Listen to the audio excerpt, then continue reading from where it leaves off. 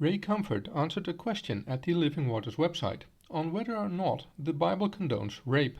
I'll leave a link to the article in the description.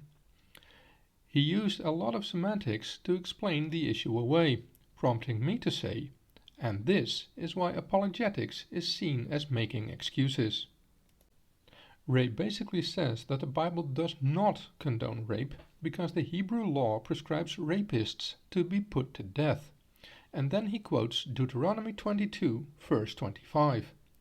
But if a man find a betrothed damsel in the field, and the man force her, and lie with her, then the man only that lay with her shall die. He then moves to Deuteronomy 22, verse 28-29, and explains how, in many Bible versions, this is mistranslated.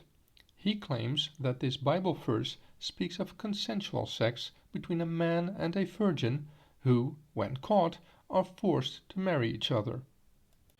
If a man find a damsel that is a virgin, which is not betrothed, and lay hold on her, and lie with her, and they be found, then the man that lay with her shall give unto the damsel's father 50 shekels of silver, and she shall be his wife, because he hath humbled her. He may not put her away all his days.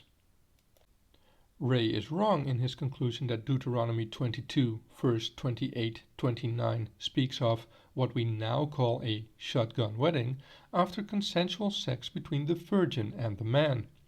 He is wrong simply because he himself shows the translation of the Hebrew word tapas as being to capture or seize something.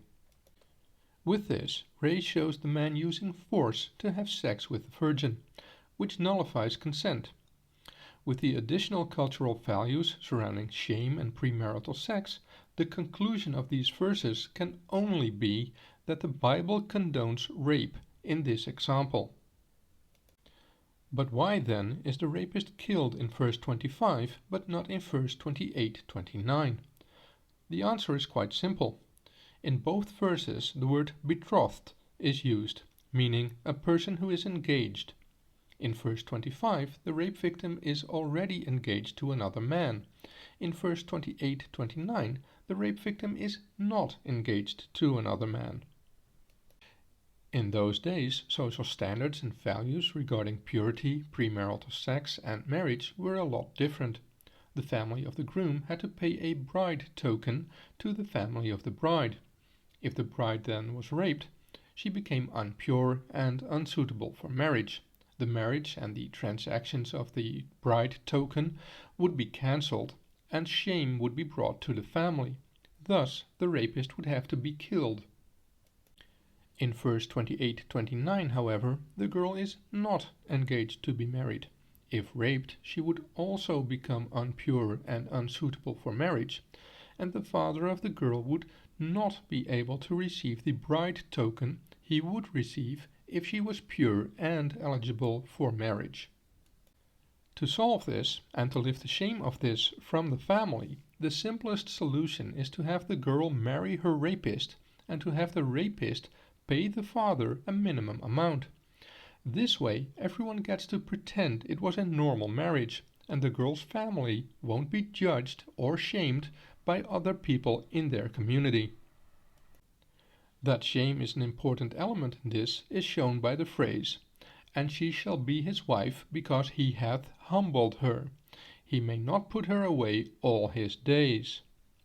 With this, the Bible totally surpasses the emotional well-being of the woman. The woman has no say in this whatsoever. She must comply. One might say, by having her get married to the rapist, she is protected from shame and judgment, because no man would want to marry her as an impure woman otherwise. This, however, is ridiculous. The Bible should have condemned people for shaming rape victims to begin with, but the Bible only reasons from the man's point of view, not the woman's, showing the misogynistic nature of the Bible.